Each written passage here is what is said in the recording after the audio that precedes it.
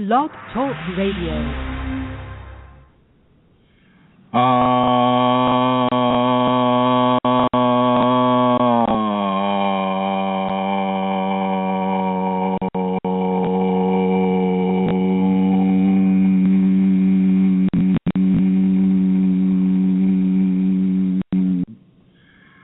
Hello, everyone. Welcome to this experience of Your Kundalini Awakening process. My name is Chrism, and I'm sitting here looking out across the bay, the San Francisco Bay.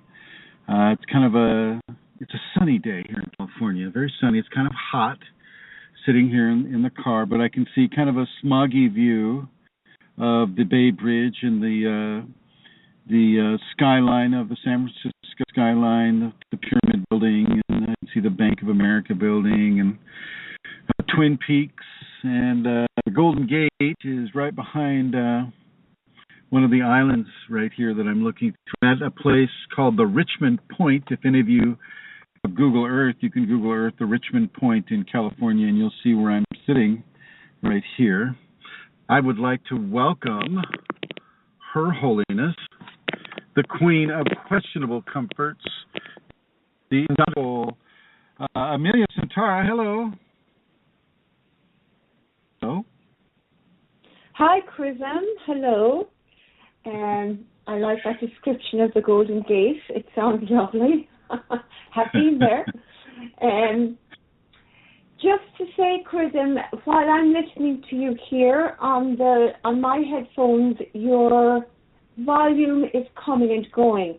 So I have the chat room here in front of me. So could the people that are there please let us know? Will you say something again as a sound check, Chrism?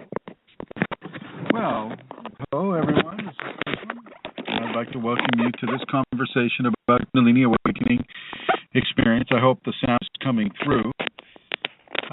Today is a sad day for journalism throughout the world, as today, Wednesday, January 7th, 2015, 12 people were killed in Paris. These were journalists, these were cartoonists, people that would bring a lot of humor to others of the world, and they were killed by religious extremists. Am I able to be heard? Are people commenting on the chat room? No, they're not. Oh, Elizabeth now and MJ goes in and out here. Have you been moving, Chrism, a lot in your seat? No, I'm just sitting here in the car. Now it seems to have balanced out. Okay. Okay, now, all right. There's movement again now. Mm-hmm. Well, I'm holding it. So. Oh. I'm holding it in my hand here. Maybe if I set it down somewhere. Hey, I'm going to set it down here. Right here. How's the quality now? Okay, Elizabeth had just said it was a little better. Julie is getting nothing, but that's okay. And now she's getting some static. Okay, let's see how that goes, Chrism. Will I just begin by giving the address people can go to, and please let me know if my voice is coming through as well, please. The address you can go to if you would like to make a donation to the work that Chrism does to support the Kundalini Awakening System groups, and you can go to this website. It's www.ascension-kundalini.blogspot.com, and in the upper right hand side you will see that donate button, and you can make a donation from there. If you don't have that facility and you would like to make a donation through a bank account, you can drop me a line at kundalinimatters@gmail.com, and I can give you the information on how to do that. But again, the website is www.ascension-kundalini.blogspot.com. And MJ says, you are perfect now. Oh, that's nice. Thank you, MJ. Wow. Well, I've always endeavored for perfection, but finally I've attained it. So go into the blue? No, stay in the red, chalky red, where you're comfortable. Unless I hear noises, and so far I don't hear too many noises coming from your end, which is unusual in and of itself. No.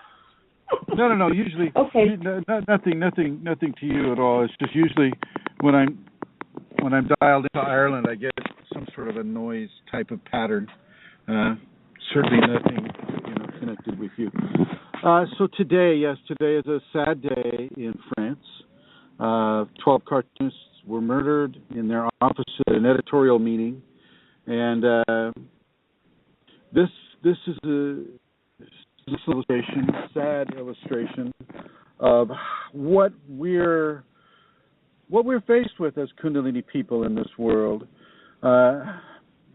Extremism in so many different ways throughout the world has had a sculpting effect on our societies, on the many different societies, and in the democratic societies of the West, Europe, United States, Australia, some parts of South America as well. It's extremely important to have the freedom of speech as well as the freedom of religion. And as this extremism demonstrates that we certainly still have challenges in this world that preclude us from practicing in freedom, the freedom of expression, the freedom of belief, because this was an attack against. I'm going to go ahead and put you in the blue here, my dear. As this was an attack against journalism and the concept of journalism,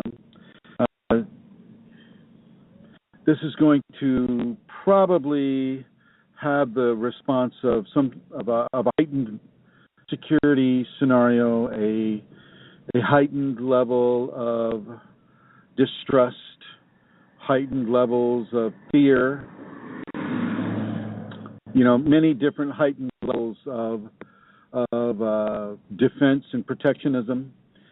And from a Kundalini context, you have to be very careful who you tell about your Kundalini these days.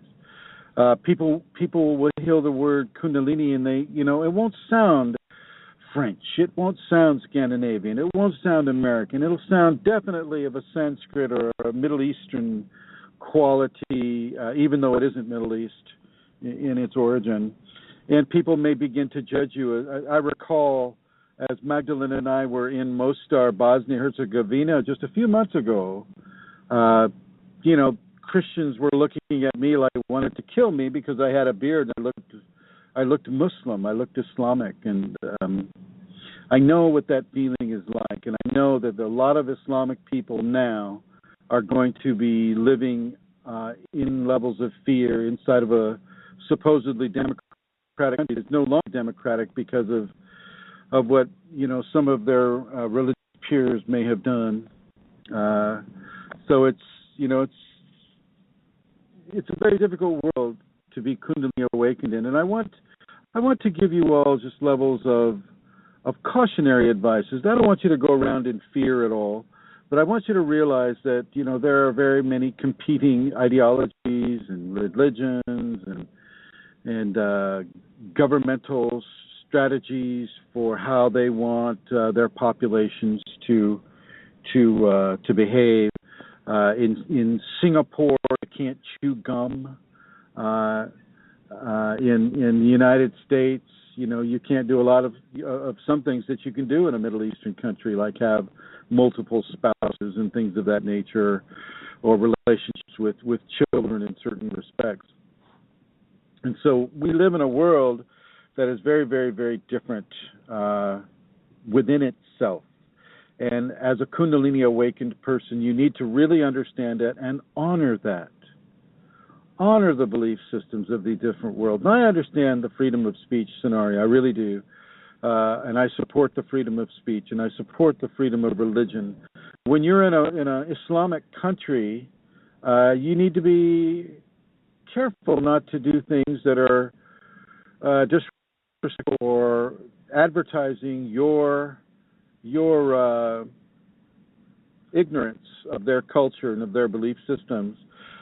Certainly not with regards to what happened today in Paris, France. That was just basically a murderous terrorist act, and one that's going to have far-reaching consequences for many, many people in the future, none the least of which would be Islamic populations in general.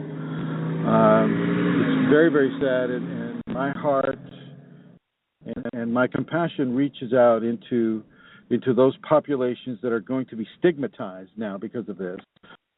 So the friends and the family and the populations of France, where these cartoonists were, and so I invite all of you to do the same if you feel this way about what has occurred. Do your best to shelve your anger, and do your best to let your Kundalini help you realize levels of balance, even with catastrophic scenarios such as me happening in France right now. I understand that there are tens of thousands of people happening in Paris and Lyon and other of the cities of France. And I know there's a lot of anger, there's a lot of desire for revenge, and there may be military actions because of it. Be that as that may be, I want to invite everybody not to fall into the warpath mode as much as possible. I wasn't going to talk about this today, but I am talking about this today. And in regards to this being the first of our programs in the year 2015, I would like to honor the year 2015, and I would especially like to honor John and Amelia O'Connor, who are sponsoring the program and who diligently, in Ireland right now, it's past 11 in the evening, and these are folks that have families, they have children, they're not getting any payment for this at all. I'm not even sure that accepted if it were offered, and so I just want to give a hearty thank you to John and Amelia O'Connor and the whole O'Connor clan, of which there are many, for providing this vector of communication about your Kundalini awakening experience. Much of this program will be about tolerance, how we can tolerate certain disastrous types of things as happened today. There's also happened in Iraq, in Afghanistan, and what is happening in Syria right now. France is not the only place that is losing people to violence and to not Islamic, but just religious extremism. Lots of people are losing their lives in this way. I make a compassionate prayer of grace and balance to those people who are suffering right now within different levels of hurtful activities that groups are designed to go out, such as the one that happened in Paris today, but also the ones happening in Syria and Afghanistan and Iraq and Iran and Yemen and Saudi Arabia and the Gulf states over there. Tolerance is not the easiest thing to come by within a Kundalini context. So much of our sensorial input is increased and heightened and amplified within the Kundalini that just the drop of a pin can sound like a tree falling. And I want to encourage each and every one of you that has your Kundalini going right now to really realize that this is the Kundalini amplification that is occurring within you. It is the amplification of your senses. It is the amplification of your emotions that are attached to the amplification of your senses. This is very important for you to understand, so that you don't handle it in a way that you may normally handle an irritant or another type of a quality that before you may have interpreted as a nuisance or as or as something to be put down or ignored or in some way responded to in less of a tolerant manner. Realize that these gifts are not going to go away. In some ways, they're going to. Eyesight will increase. Your ability to smell scents will increase. Your hearing is going to be increased. The tactility of your body is going to increase, and along with the heart rate increase, the lung capacity increase, and the blood pressure increases, and all of these different levels tie in to other different levels that tie in to other different levels that eventually end up in the chakra system and eventually end up with the Kundalini amplification system that is, of course, connected to the nervous system, the parasympathetic. I forget what that's called. It's a parasympathetic nervous system, and some of the other systems within the body. Very important for you to understand this as you're going through certainly the earlier aspects of a Kundalini awakening. And I'm gonna ask everybody once again if these words are coming through, and Centara, if you would go ahead and relay to me their answers. I just put you in the red, so don't cuss or anything. Yes, sir. I've just asked the question there, actually, so we'll see. Julie, yes, Julie is hearing now, so that's good. Okay, so the sound quality is at least coming through. That's very good, very good. It is, and Elizabeth, DDG, says yes as well, so good. Well, I apologize that the first... Continue. Go ahead, say again. No, just continue. I was going to say it's going well. Oh, excellent, thank you. Thank you. Now, I believe Rosemary Goliath is online here, and I'm going to put her on in the red. And Rosemary, do you have any announcements?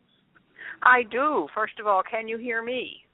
Yes, I can. Yes, anyway. I have an announcement about February 21st and 22nd, our next seminar here in Minnesota.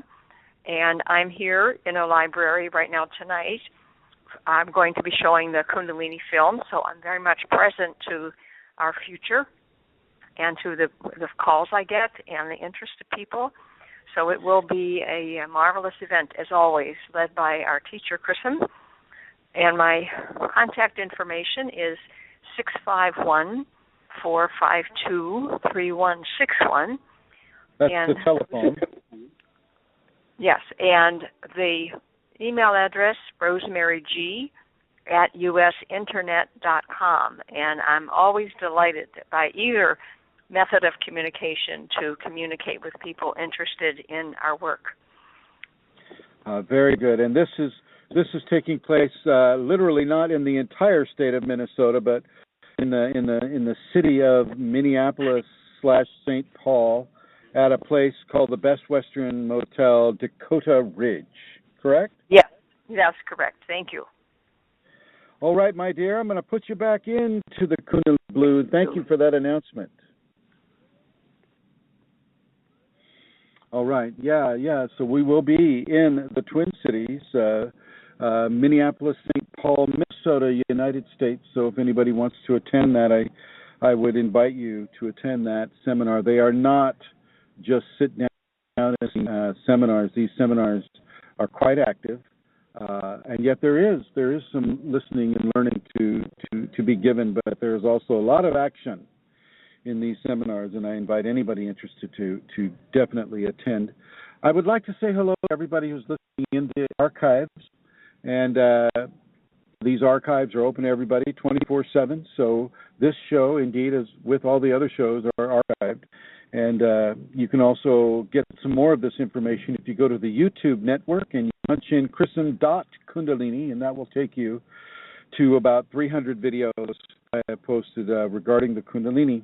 And as we continue our conversation about tolerance, it's very, very, very difficult to do when there's a strong emotional input and component such as this attack on journalism and free speech in the Western countries, Western technological civilization, as this day will be commemorated for that. And it's difficult to have tolerance, and I'm not ever going to suggest it will be easy.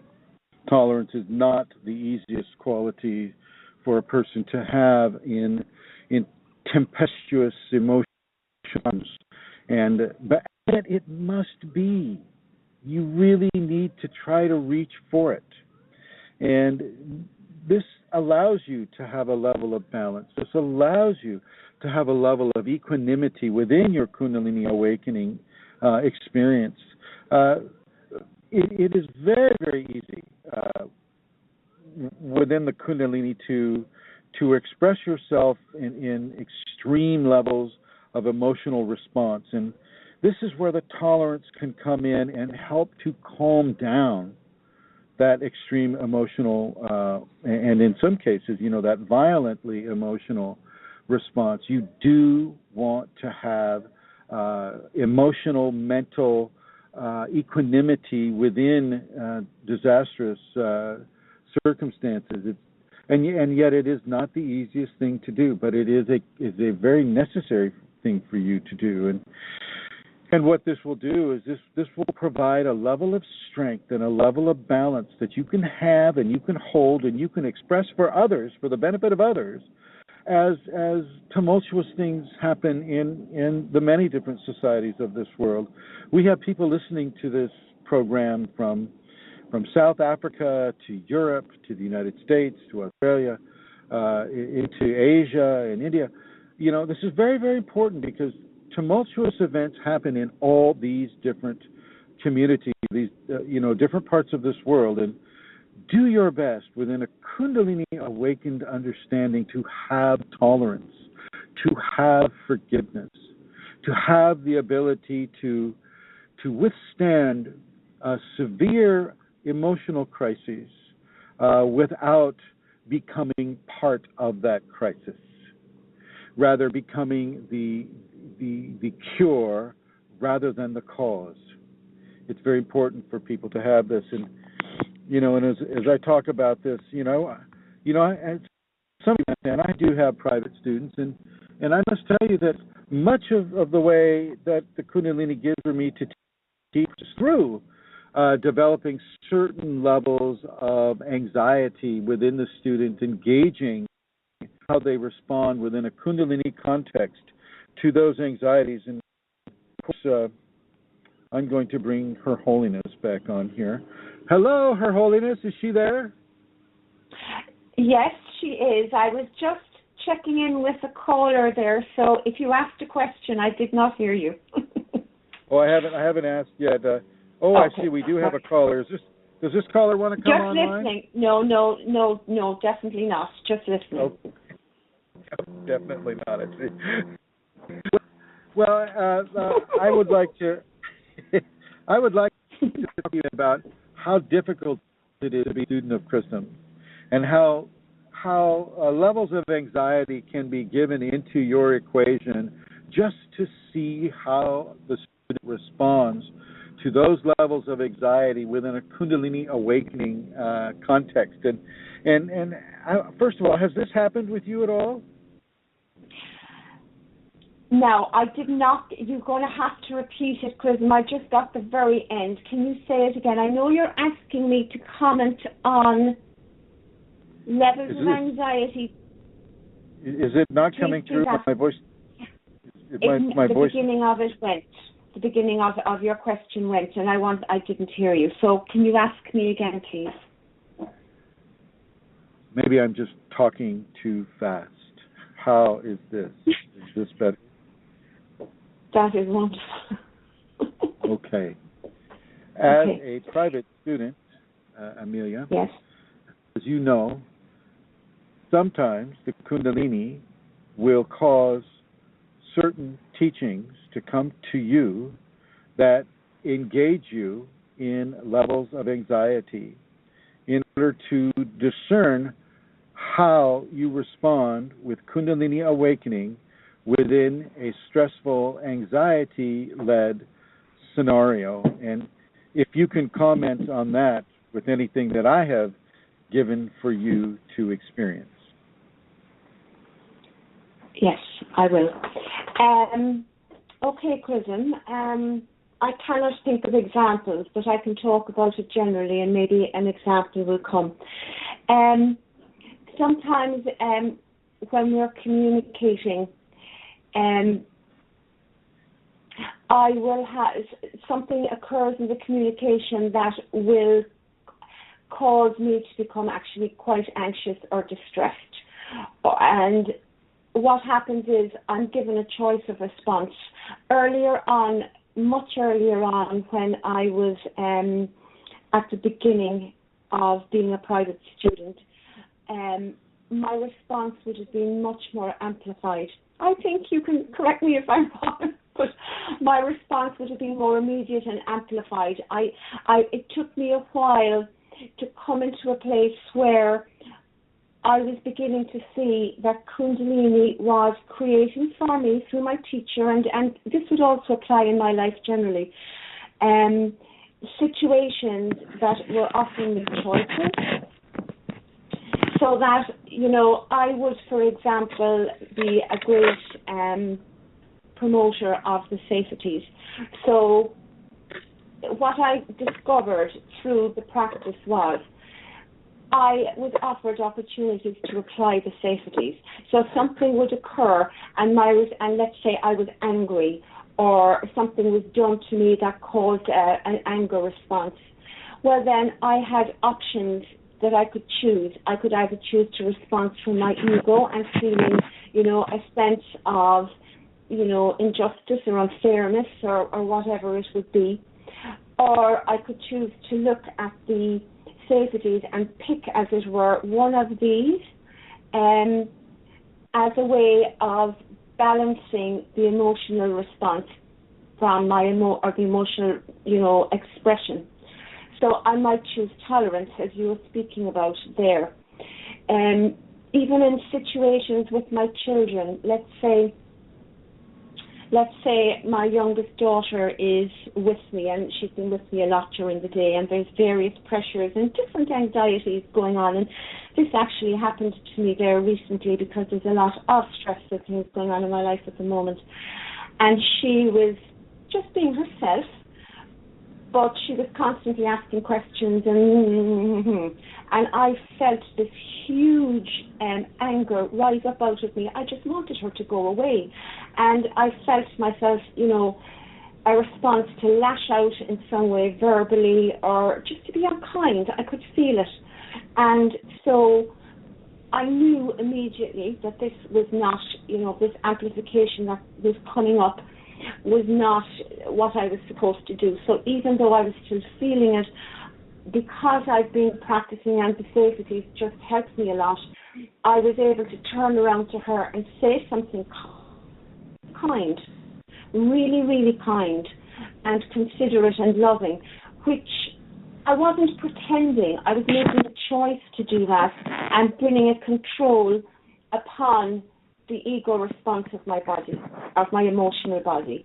So it was very genuine, but it was a control over my emotional body. I wasn't allowing it to dictate how I was going to respond. And Kundalini provides all kinds of opportunities for me to practice the safeties, because the safeties are basically the foundation.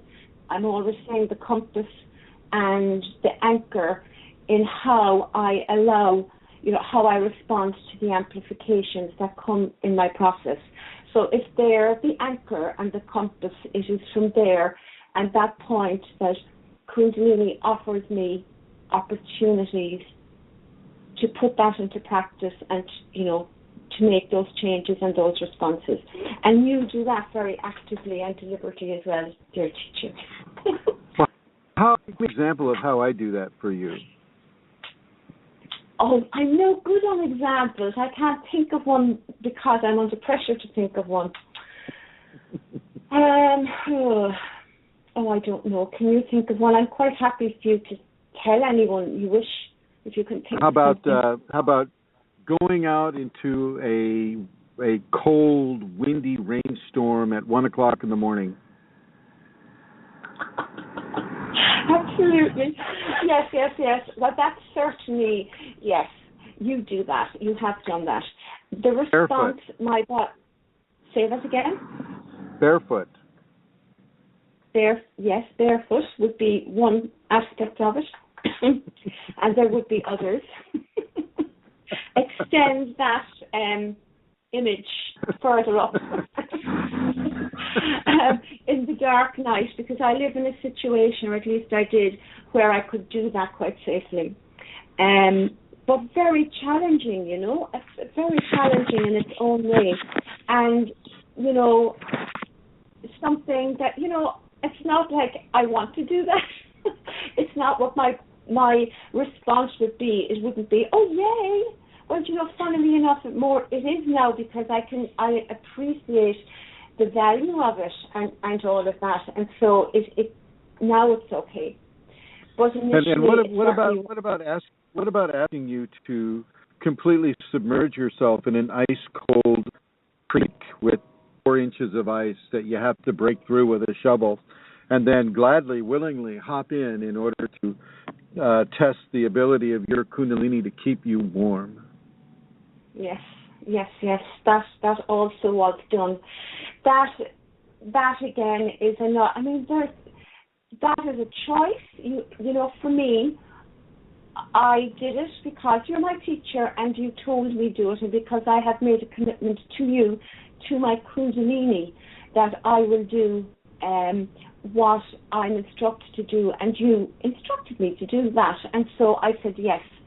And so there's a surrender to my Kundalini in doing that, and it expands across all aspects of my life. That surrender, it's not just a surrender to the immediacy of attack, let's call that attack, that you might ask me to do. It expands beyond that into other aspects of my life. And it's not as linear, if that's the right word, as just walking out and getting into the water, because all of my bodies of expression respond. My physical body initially is freezing. It's assessing how cold it is, and it's minus whatever. As my foot goes out onto the cold frost shiny sparkling ground, that's having a response. My emotional body is feeling, quite vulnerable as well and exposed, and so there's levels of surrender happening to all of those aspects of the me that is saying yes. And so and what levels of tolerance are occurring? But they're not linear either, because sometimes when I'm, if I'm given something to do directly from you, or if something just comes from the Kundalini or whatever, there can be an irritation come from me, that's part of it, a sort of what? You're joking me. You don't really expect me to do that. What's the point? Oh, for God's sake, I did that last week, or whatever, So there can be a direct response to, let's say, the catalyst or the cause of what it is that I'm going to do. Sometimes it's you, sometimes it's Kundalini, and so there's also a tolerance comes, and a trust. Well, a tolerance has to, well, it doesn't have to. I choose to be tolerant, because sometimes some of the things that I may be asked to do are quite, what's the word? It's not that they're trivial, but it's like repetitive, or, you might ask me to do the same thing over and over and over and over and over. And so, and over.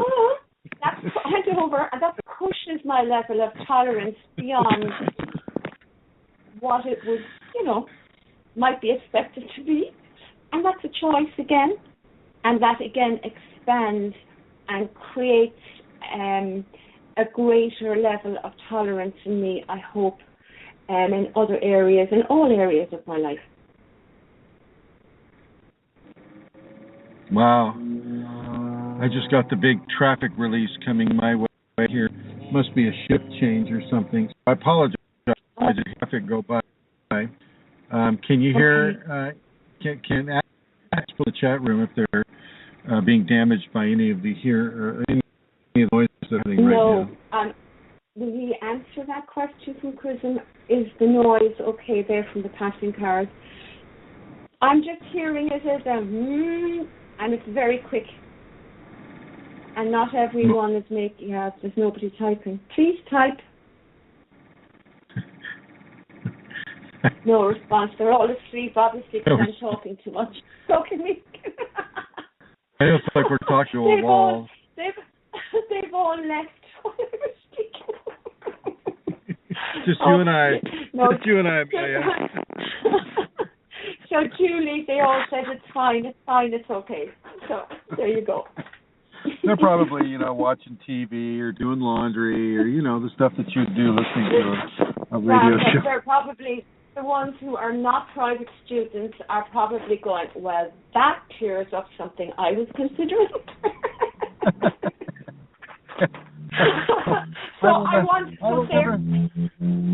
I will never be a student of that Chrism guy, I tell you what. Yeah. Therefore, let me say... Therefore, let me see if there are people there that are, I know some people are your private students, but I'm not sure who everybody is in the chat room. So let me say, the best thing I ever did in my life was marry my husband, who's listening downstairs, of course.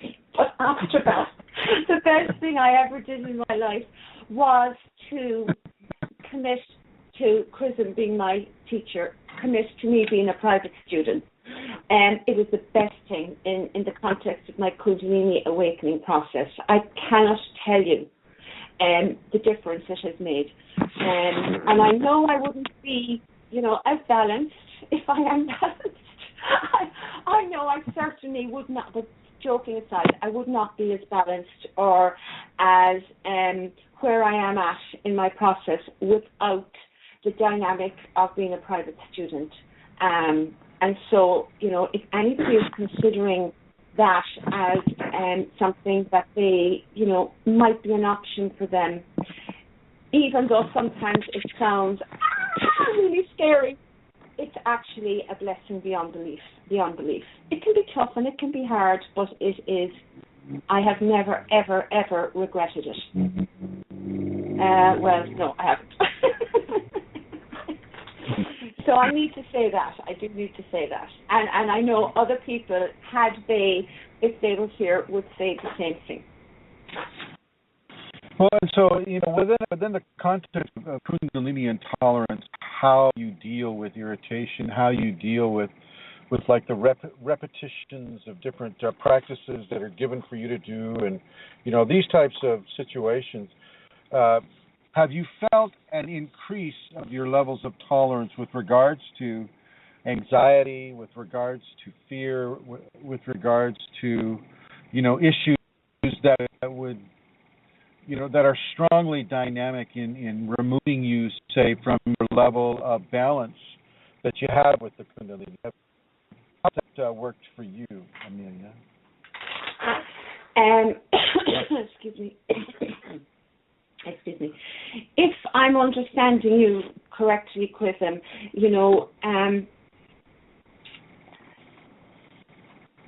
when I look back on my process and on my Kundalini, what has happened for me is a thing such as fear. I mean, people who don't know me would have no idea of how fearful I would have been at one stage in my process. I mean, really, really fearful and anxious. And going back, I would have had panic attacks. Give us an example of what you were afraid of. I can't hear you now. You're after wobbling there. An example. Can you say that? Oh, well, I was afraid of a lot. I was afraid of dying. I was afraid of death. I was afraid of spiders. I was afraid of dogs. I was afraid of going into lifts. I was afraid of flying. Oh my God. I mean, there were so many things in my physical environment. I was afraid sometimes to go to sleep because I used to have horrendous nightmares. I was afraid of, I used to have a huge fear of choking. A lot of physical things in my life and in my environment that I was very, very fearful of. I had a lot of very strange weird symptoms that used to freak me out. And how did tolerance levels increase? What happened to make those tolerance levels increase? Oh, you see, there's a lot of things happened. I mean, Jeannie Macros. Okay, so there was very difficult. Did you say Jeannie Macros? Jeannie Macros? Yeah, sorry, it's an Irish thing.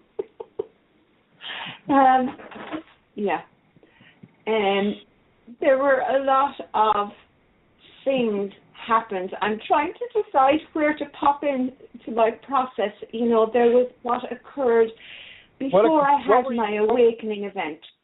What were you going through when you met me down in Brazil? Jeannie Macros. Jeannie Macros. What was I going through when I met you in Brazil? Okay. Right. Okay. By the time that I met you in Brazil, I had already had my awakening event, you see. And that changed everything. Nothing, the spinal sleep, nothing was ever the same after that. And that took away certain fears completely away from me. And, the fear of death never came back again in the way that it had been because I was given certain understandings and all of that. But other things like ego expressions that were, I had fears. I still have fears. Chrism, I'm kind of getting a bit tongue-tied. Do you remember when we were given an opportunity to go meet extraterrestrials in somebody's meadow, and we had a big meeting with the group, and half the group was absolutely terrified of going, and the other half was more than happy to go. Do you remember? I do. And where were you with that? I wasn't terrified, because I was stuck into this commitment I had given to stay in the compound, let's call it. So that's where I was with that. I was afraid to, to break that commitment I had made. Because we did go afterwards. Right. John of God had already given you, I think, an operation time or an operation, right? Yes, that's correct. And you were advised not to leave. Yes, that was part of the thing, that you were not to leave, and I had committed to that, and I was unable to break it at that particular time. I broke it afterwards, but not then. So, but I'm not quite getting the. Well, what I want to know is, what levels of tolerance did you have with regards to fear then, as compared to where you are with it now?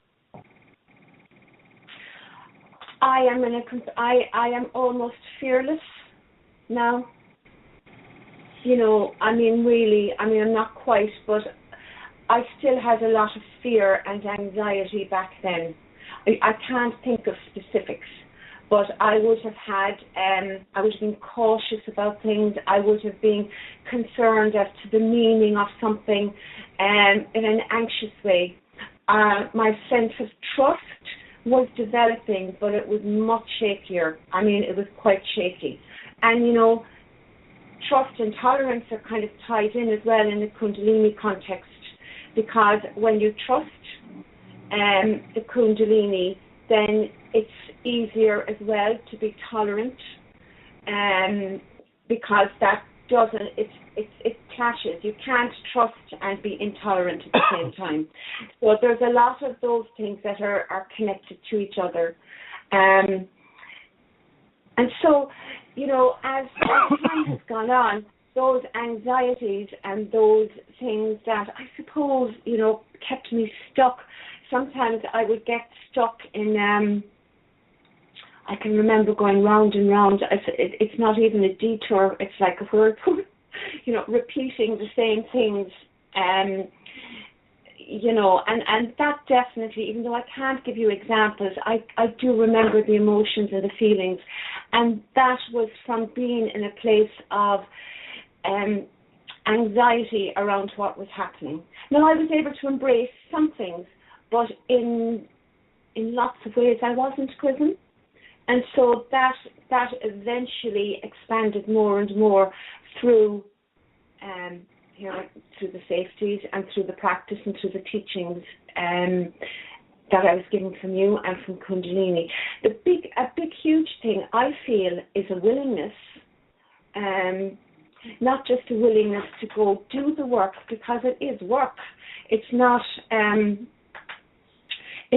so much that the Kundalini awakens and it's all fine. I mean, definitely when the Kundalini awoke and I experienced, I cannot tell you in words that union with God. But then I came back and I was Amelia again, the Amelia that kind of didn't, I'm going to use the word deserve that experience. I was gifted and graced it and shown divinity and the possibilities of how to live my life in that way. But then I had to go back and actually work with the Kundalini for that to come about and expand for real. Does that make sense? Did I explain that? Because I could hear my own voice as I was talking. It was very distracting. It's gone again. Sorry. Okay. Did that make sense? I think it makes a certain degree of sense, certainly for you. You're the person that it needs to make regards, as you say, doing the work. I can say, having the 5 Tibetans become difficult for you, eyes up position become for you. These are also lessons in tolerance and diligence. Diligence is basically you go back and you find an intolerable situation, and by practice and by meeting it head on, you develop tolerance for the difficult aspect of whatever it is that you're doing that's challenging you that way. Same thing with as you mentioned with your child, your youngest child, and how certain things can be so irritating at times, but you just have to reach through that irritation and do something that begins to really demonstrate for yourself how tolerant you can be, what your tolerant levels can be, and how they can be improved. And let's just take and they can always be. Right. The biggest room in the house is the room for improvement. But with regards to the safeties, the eyes up position can be somewhat distracting for people because it's not something that you're able to do easily right off the bat. Looking at the top of your brow ridge is not the easiest position for your eyes to remain in, and yet this is something that the Kundalini puts your eyes into anyway, and it goes so much easier if you've already been practicing the eyes up position. And by practice, you're tolerating the amount of discomfort that practice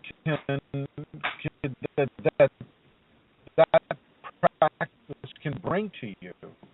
And so facing an irritation, facing an anxiety that has the potential to take our mind off of what it is we want to do, and yet going ahead and focusing on it anyway, doing it anyway, being tolerant.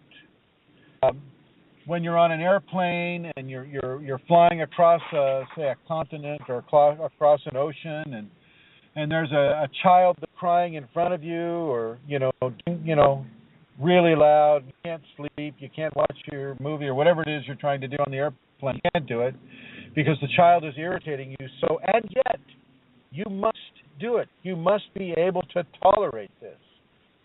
tolerance is so amazingly important, and it's an action of the amygdala as well.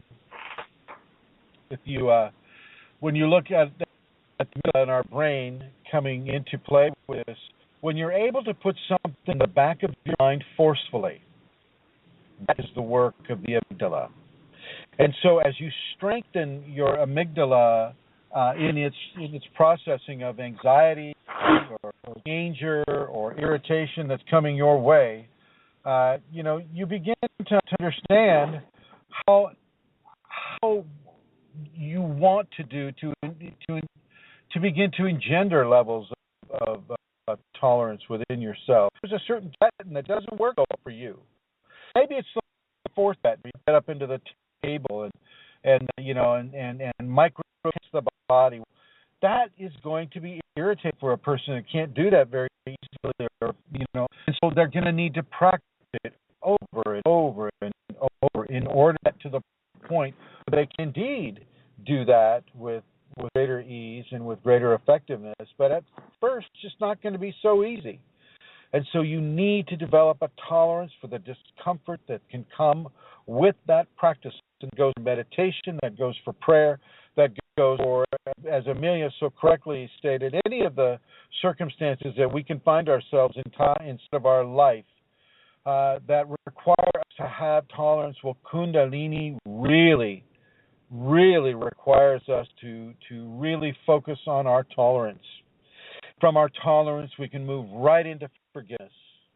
And from our forgiveness, we can move right into compassion and consideration and many of the other behavioral modifications that engender a great level of Kundalini experience for the person. And so, once again, I really want to underscore this level of importance that tolerance takes within the Kundalini awakening scenario.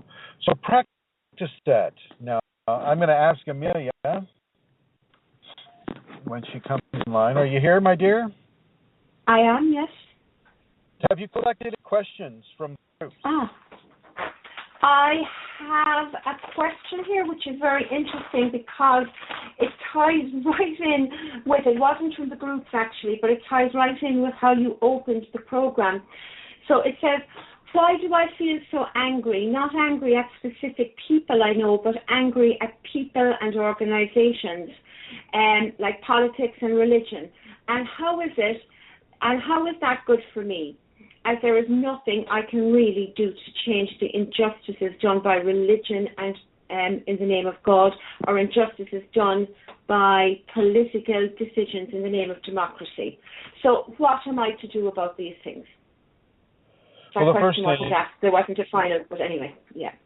Is having anger really is just an expression of discomfort, and you're uncomfortable with the way you perceive a certain religion, the way you perceive a certain government strategy or activity, and you just need to go into forgiveness and realize that people are acting this way because they need to go through certain levels of development, certain levels of growth.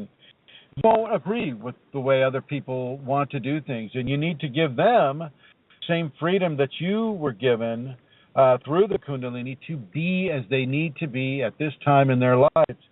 It's not a guarantee that people are going to be perfect. They're not going to act the way we want them to act. They're not going to, behave the way that we think it is to behave. But be given the freedom to develop, to evolve into the situation. And if you can pull back your own feelings of why it is occurring and who is causing it to occur, and if you can pull back from that, you can really begin to make headway with regards to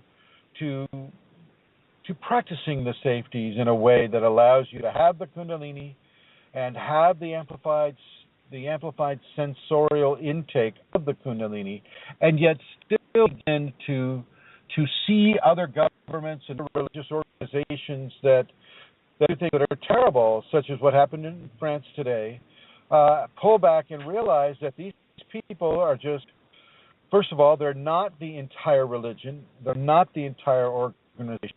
They are a splinter group of those scenarios. There are plenty of really really good people that happen to be in a religious belief system. There are far more good people in a belief system than there are bad people in a belief system, but it's the bad ones, it's the squeaky wheels that get the oil.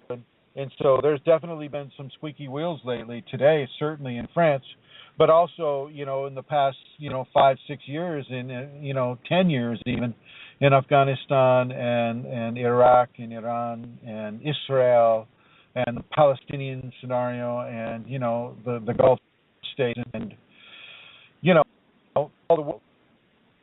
We cannot deprive them of their evolution in that regard.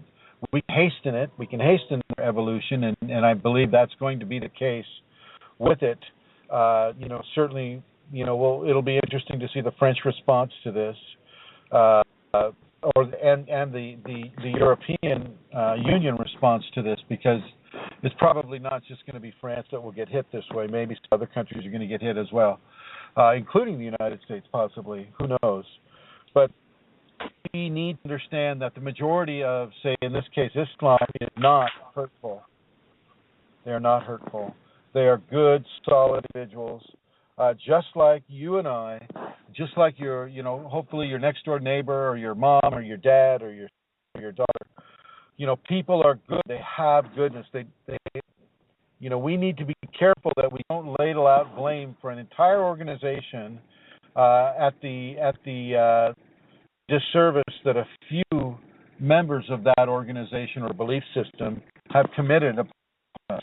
It's important that we don't lash out in condemnation or go on witch hunts in order to punish an entire society with that. And so, with that in mind, you choose not to be angry. You choose not to be revengeful. You choose these things.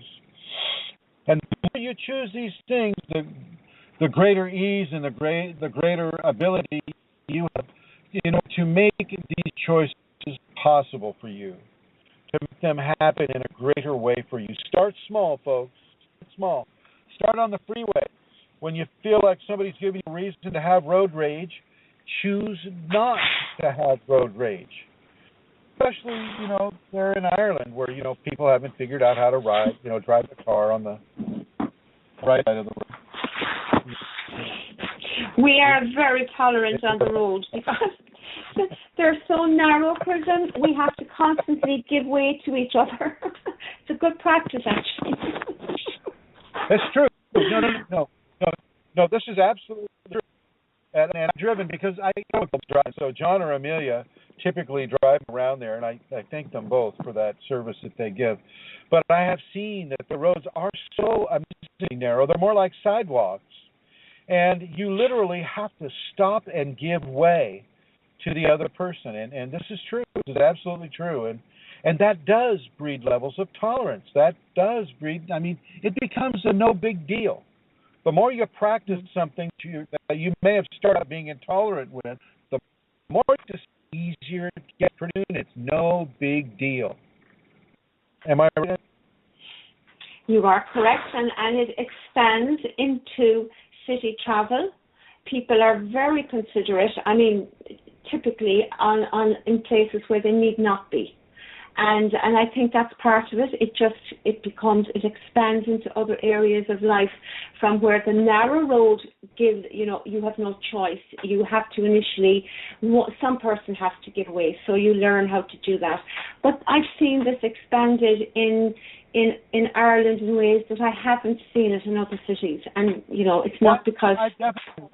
I see in Ireland, especially pub crawls where somebody is like on the floor retching their guts out, and you have to just kind of step over them, and it happens so often that you just kind of get used to it. You're very careful. See, and now I would just like everybody to know I'm practicing tolerance as I listen.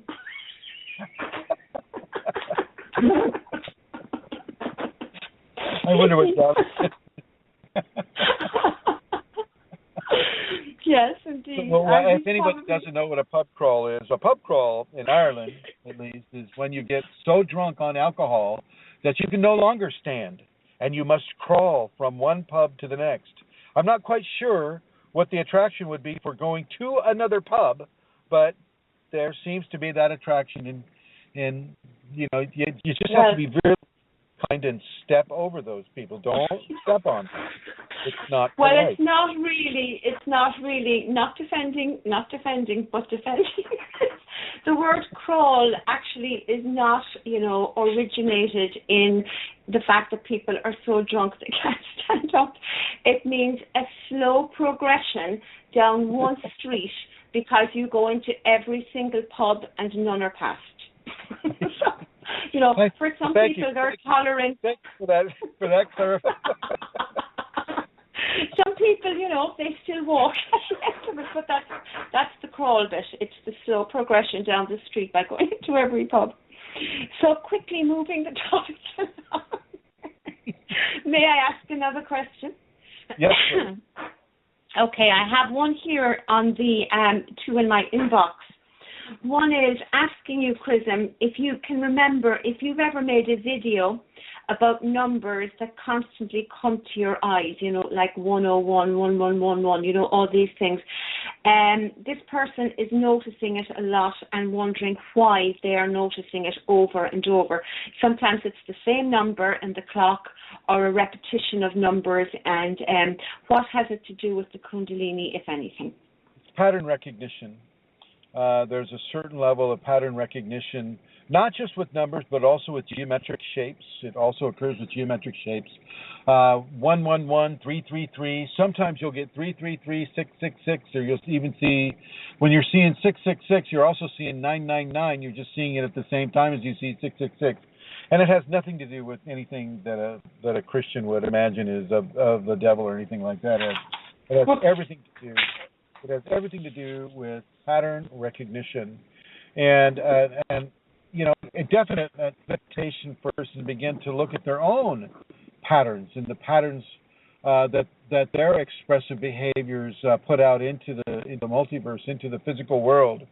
As you see the 111, it can also mean 111. Well, that means a 3, and the 2 that are 1 and the 1 that is 2, that is also a 3. I mean, there are many different levels of mathematics that are involved with the sacred Kundalini is awakened. Much of the mathematics really can't even be explained because these deal with the probabilities of certain events happening at a certain time within a certain menu of activities that they have to go off of. And if they choose a certain activity, well, then a certain kind of mathematics is put into place for them that allows a certain level of experiences. And within the 111, the 222, the 333, 444, all of these types of things, if there were more numbers on, like I say, a military clock where you'd get a 1111, well, it's going to expand right into that 2222, right? Military time will work well. It doesn't just work in threes, but it'll work with the amount of numbers that it needs to work with. Even on your odometer on your car, you may happen to just look down and see, 111111111, depending on how many kilometers or miles you have on your odometer. And so, with regards to that, a lot of people try to draw a lot of, mystical mystery tradition just around the repetition of numbers, and they go out to a numerologist and they go, oh, well, you got to add up all the numbers, and oh, well, if you saw it at 3 o'clock in the morning, it means this. At 6 o'clock in the morning, it means that. At 9, 12, 3 in the afternoon, it means these types of things. And no. It's an opportunity for you to begin to understand that your recognition of certain patterns is being developed by the Kundalini. And even though this happens without people having the Kundalini, in the context of the Kundalini, when pattern recognition is developed.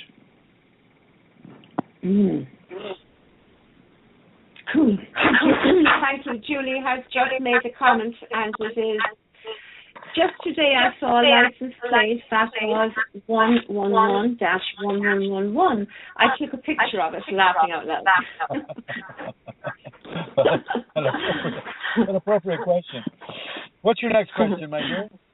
Okay, so this is another one from my inbox. could I ask Chrism what it feels like if Kundalini works on the lungs? Because I am not sure if that happened already or not. And that's from Tanya. How would you know if Kundalini works on the lungs? What it feels like if Kundalini works in the lungs, because I am not sure if that happened already or not. Well, the lungs are part of the fourth chakra, it reaches down into the third chakra. And so certain levels of energetic response can be felt in the lungs. Certainly with regards to the capacity of the lungs, the lung capacity can increase.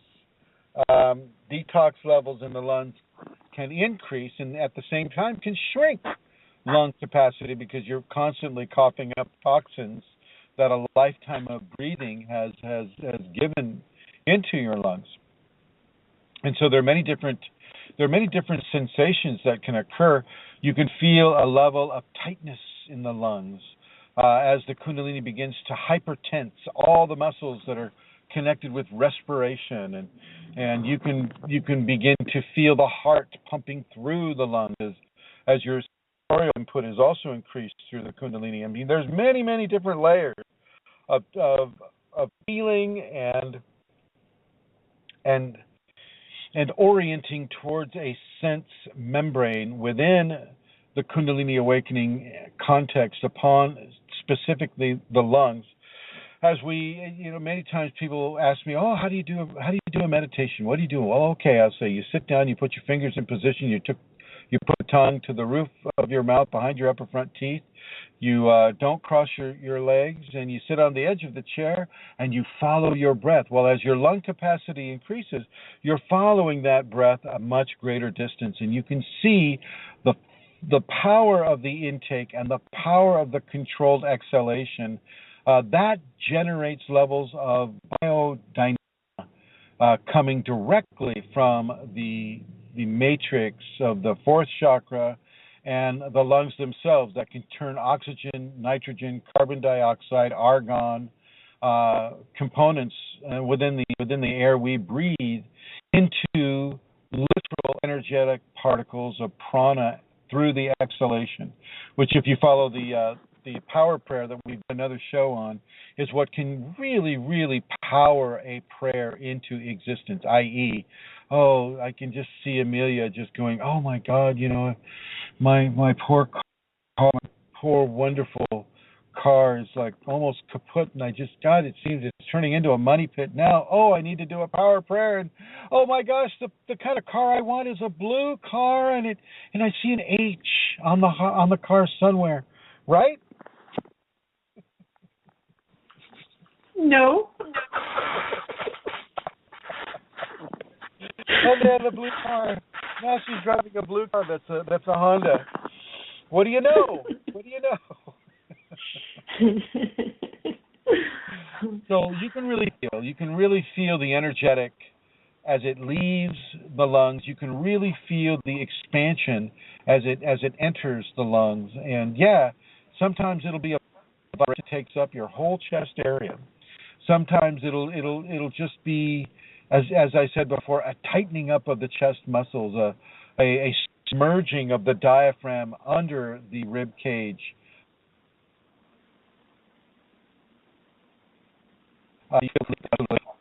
With regards to the lung and the sort of actual lungs, it can be fairly tactile, and without knowing what this person has felt or experienced, it's harder for me to make a greater degree of discernment with what's occurring for her. Okay. Thank you, Chrism. But wouldn't it also be true, like her question also is, I am not sure if that happened already or not. And like in my experience, it happens and it stops and it happens again. So in a way it doesn't matter in the sense that it isn't happened and over. It's not typically, a once-off thing, is it? I mean, your lungs or that area can be worked on, and then something else occurs, and then it's worked on again.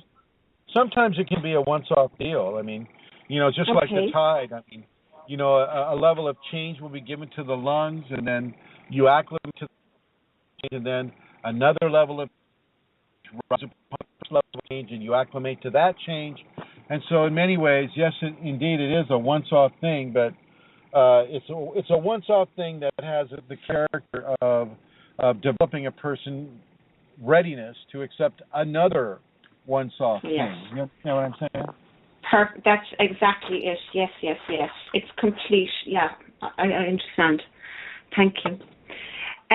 Okay, so there's a question from the group, and here it is now, and it is after vanishing. Yikes. Okay, I have a question. While driving today, half my eyesight is a reddish pink.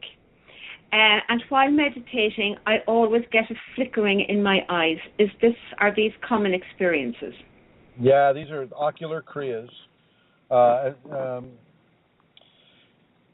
Sometimes, I mean, you're going to get these quick, furtive, almost tick-like movements with your eyes, and that does occur.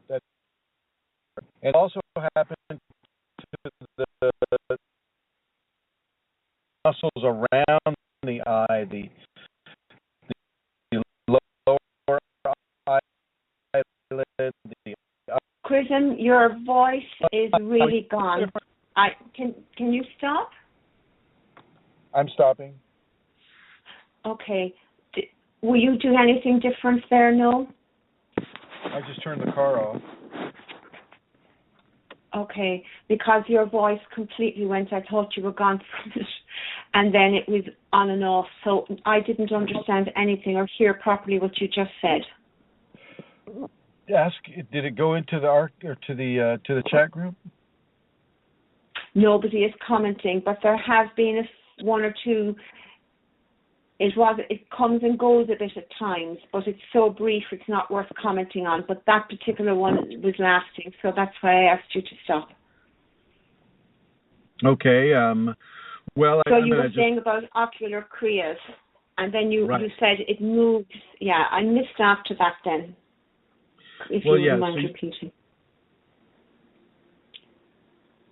Okay. So, yeah, you can have ocular kriyas, or you can have kriyas associated with the eye. It can be a flicking type of a look, a furtive movement of the eye. It can be like a tick, and this also occurs with the corners of the eyes as well. A lower lid, upper eyelid, into the scleral corners of the eyes where the tear ducts are. This can also have a bit of a jumping movement associated with it. These are kriyas. They will pass. They will pass. I like to have them, and I don't have them at all now. So at least I can tell you from my own authentic experience, having had these for some time, they do eventually resolve themselves. So just so you know that this is normal, this is part of the Kundalini, and it's nothing to be concerned with. Okay? Did you get that? Thank you, Chrism. I did. That was great. That went really well. Fashchi said actually it was extremely choppy. And MJ says, dealing with BlogTalk is teaching me tolerance. Laughing out loud. Good example, MJ. Oh, no kidding. Yeah. I tell you what. Yeah. I apologize. I apologize to everybody who's trying to make heads or tails out of some of these conversations. I know that the technical details of BlogTalk, haven't always been the easiest thing to deal with. But you know what? I mean, this is what we're given, and so this is what we deal with, and it is an excellent opportunity to deal with tolerance and to develop tolerance. So there you have it. That she says it's fine again now, and that's what is happening. It comes and goes, but that particular time, wow, it was bad. So actually, those eye ticks, Chrism, I would have experienced those for quite a while as well at one stage, and they're completely gone. But occasionally, I would still get some eye things, such as, the kind of needles or different sensations in the eyes. But the tick, the tick was very difficult to deal with. I mean, in terms of tolerance, and it really was at the time, and pushed me to being okay with what was being done. It was one of the most difficult ones for me in terms of phenomena that wasn't easy to deal with. Just saying. Yeah. Now, within a devotional context, Amelia, where do your levels of tolerance occur there?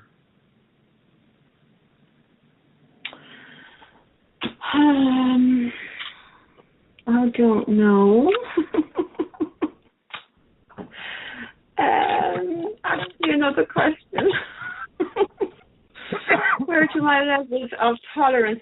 That's interesting, because the next question for you was going to be, what is the difference between meditation and devotion? So, okay. And devotion. My level... Sorry? So what is the difference between meditation and devotion?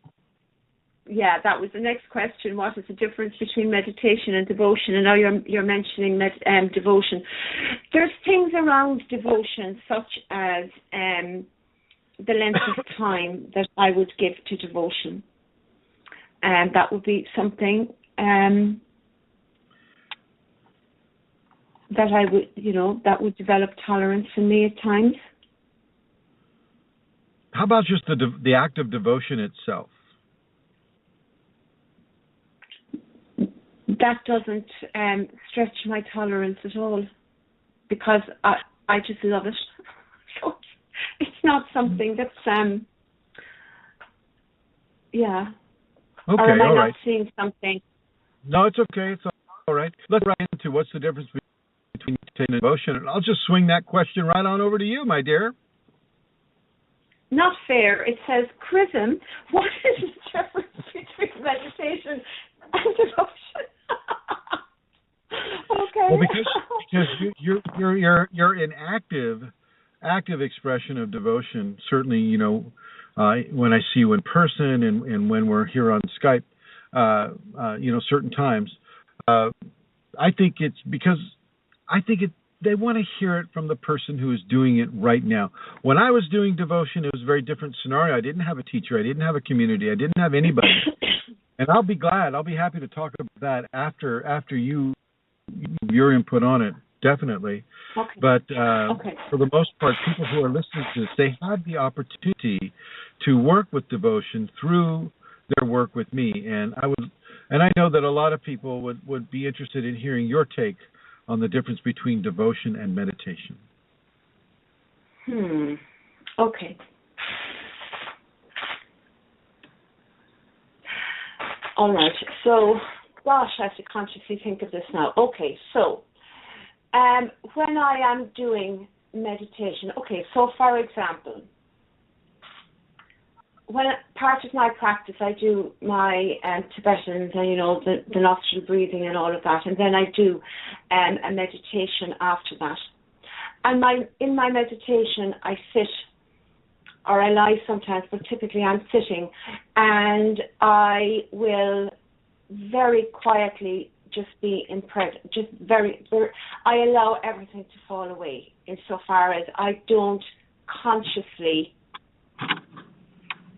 I'm just in a state of peace and openness.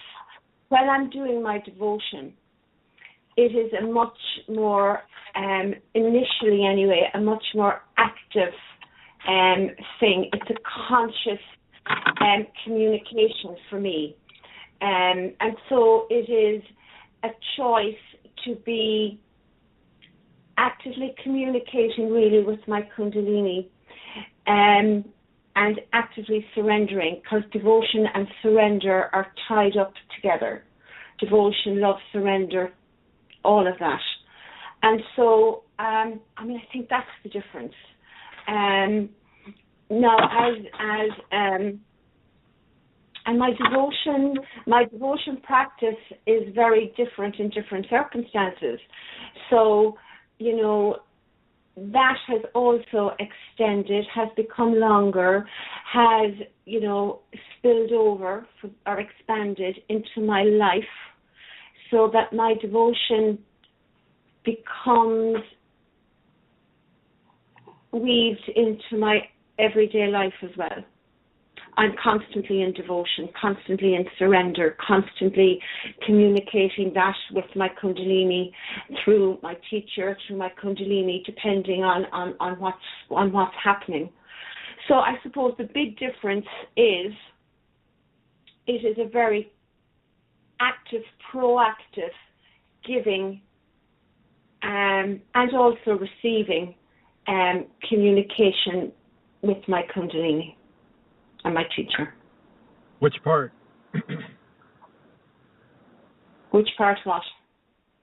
Which part Sorry, do you Chrism. receive most from? Can you say that again, please? Which part do you receive the most from? What do you mean, which part do I receive? I'm not understanding your question. The devotion or the meditation? The devotion, no question. The devotion, no question. I mean, absolutely no question. I mean, there's great value in meditation, but while I would have, that has shrunk. I mean, in a way, devotion is a meditation as well, in its own way. But no, I receive in what I receive during my devotion, I just cannot put words on, but I can try. It's received. There are the actual infusions that occur as a reception in my body, so I feel the Kundalini respond in my body. There is an actual reception that comes to me. I just can't put words on it, actually, Chrism. It's very, very difficult. It is something that really needs to be experienced. And even if I was to be asked, what do I do in my devotion, I would probably be very reluctant to say, because that is a process in itself as well. What I do now isn't the devotion that I was giving to Kundalini a year ago. That also has been a process of itself. So what I'm doing isn't necessarily, we all arrive, I think, there are signposts and there are things, that one can do. I would have began, I suppose, with a real sense of devotion to the Kundalini, but wanting something that would establish a continuity of that, not something that I just did when the mood took me. And so, like, one of the practices I would have began with would have been the Trataka practice, being devotional with the picture of my teacher, and that's a very good way to begin. Well, that's the way I began. Maybe other people begin differently, I'm not sure. And so through that, just beginning that, doing nothing more than being with with that, a process begins, and the surrender to the... Go ahead. Sorry? And the surrender and the giving of oneself to the Kundalini's agenda, opening up all the aspects of me that I'm willing to give control to the Kundalini, that I'm not, I am willing to give that, and I actively give that control to the Kundalini. And then the Kundalini also responds, and it's devotion is, it is such a grace. I mean, grace is because grace is fluidic. It's not something that's stationary. So it's something that flows between. You receive and you give. You give, you give, you give. You receive, you receive. It's amazingly beautiful, and it has changed everything in my life. I mean, I could go on then about phenomena, and I could talk to you about what has been given in that sense. But it's not so important. It's it's all the, those things aren't important, but at the same time they're there, and they occur, and they happen.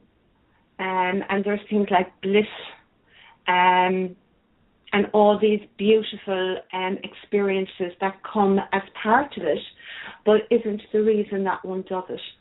I mean, the reason that I do it and that I want to do it is in order to open myself up to do and be and as the Kundalini has as its will for me.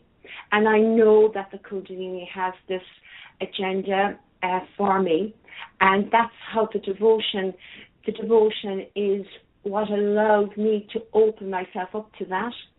And there is nothing in the world that I know of like doing that. It's incredibly beautiful and amazing. And, you know, I would go so far as to say it's why I'm here. Yeah. That's beautiful. That's beautiful, and I want to thank you for that excellent explanation. And when you don't have a teacher and you're just by yourself and you don't have a lot of information, devotion becomes a meditation of love. It's all the different components of love and the tolerances that are a part of love, the forgivenesses that are a part of love, the compassion that is a part of love, the sympathies that are also a part of love. And then when you experience the oneness with all that is, the oneness with God within, say, the primary spinal sweep up the spine, you begin to live a level of devotion all the time. It becomes something that you cannot not do.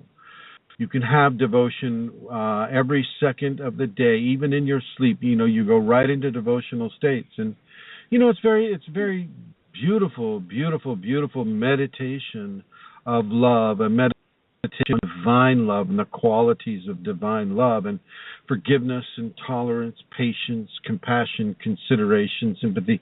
These are all qualities of divine love, and they coalesce around the individual going into a devotional practice in a maelstrom of effect, and as Amelia said, there are many levels of phenomena that will occur. I think most levels of phenomena will occur around a devotional practice and around a devotional based experience with the Kundalini. As you begin to have Kundalini, you're expressing love for the Kundalini, and as you express love for the expressing love and acceptance and surrender to the phenomena that comes with the Kundalini. And even though you know it is a phenomena, or even if you don't know it is a phenomena, you are guided on levels of not becoming too over attached to that specific phenomenon. It doesn't work with everybody that way, but for a lot of people it will work that way. So it's very important to practice a meditation of love that we are referring to here as devotion. And as you give to your teacher, as you have a picture of your teacher and you do a motion upon staring into the eyes of the teacher, as I do, people that work with me, this will have definitive results upon you vis-a-vis the energies that are coming from teacher into you. And this isn't necessarily the personality of the teacher. This is the Kundalini of the teacher. And you always want to make that separation.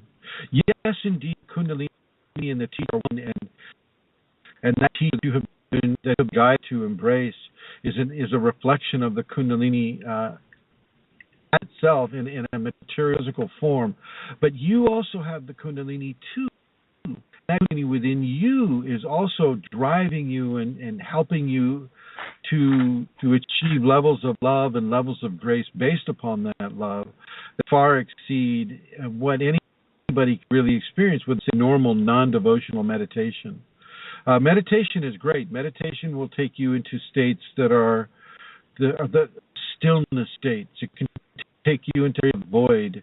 It can help you learn and help you become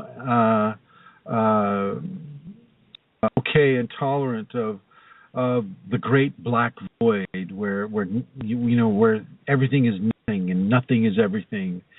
And meditation is very, very, very strong, but within a love context, a devotional meditation is the best. Within a loving context, within exploratory context, so you go into meditation, and you can, sometimes a person can initiate astral travel, or a consciousness, a very wise consciousness may come to a person and begin to give them specific teachings, downloading, not so much spoken teaching. Typically, if you spoken teaching, that's more a hallmark of an entity, and I do advise people to avoid contact of any kind with entities. So the difference between the two are basic. One is based in love, and one is based in the other qualities, the Kundalini awakening experience. Do you have another question, Amelia? Let me see. Are you hunting the web? Are you hunting the group for questions? Is that what you're doing? No. I had some written down, and they are actually done. I haven't a huge amount gathered actually today. No, that is it. When you say I'm scrolling the group, yes, that's what I was doing. Because the ones on my page are done. Yeah. Can I just ask you something that came up there? You said just in a sentence about spoken words. Could you say a little bit more about that being entity? Sometimes people talk about I heard, and we don't necessarily mean we heard words. But if you do hear words, actual words.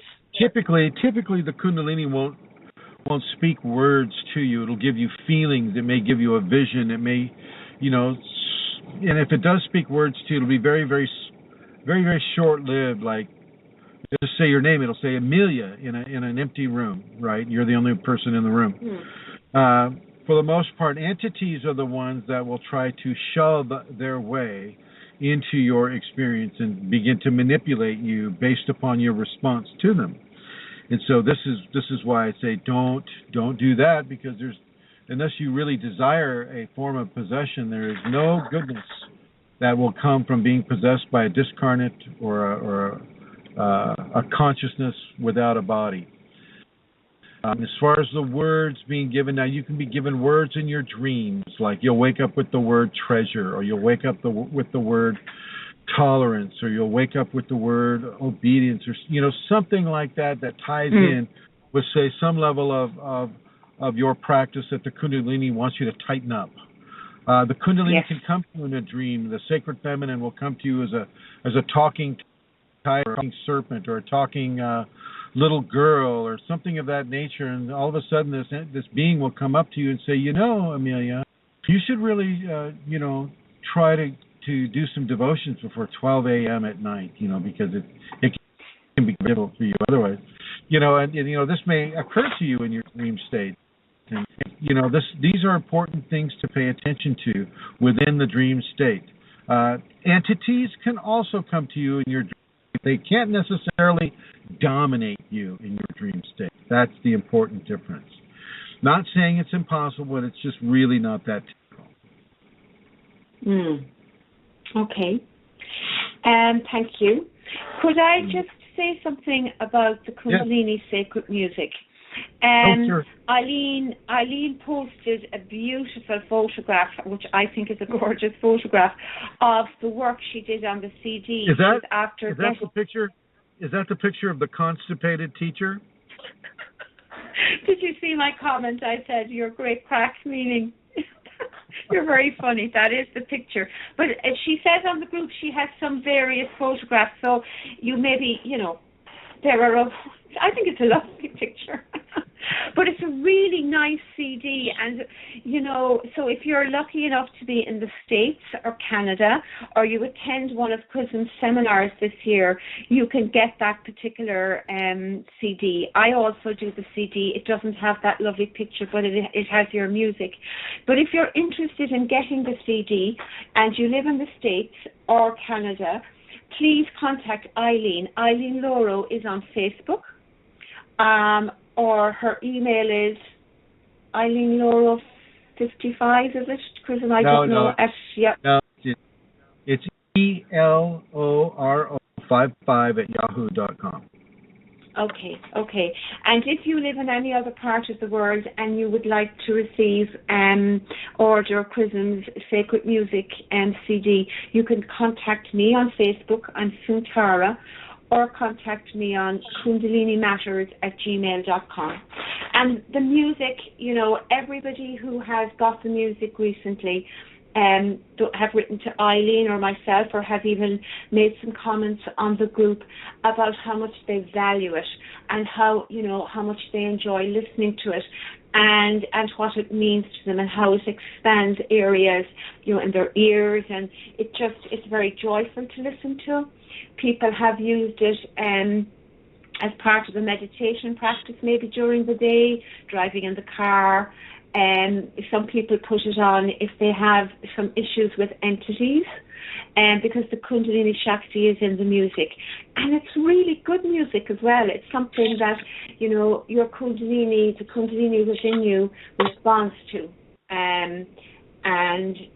So I would encourage everybody to order the CD from either Eileen or myself. And let me say, it also is probably, besides the seminars, which are a different issue, it's a fundraising, donation supported thing that we can do that helps the work that Chrism does.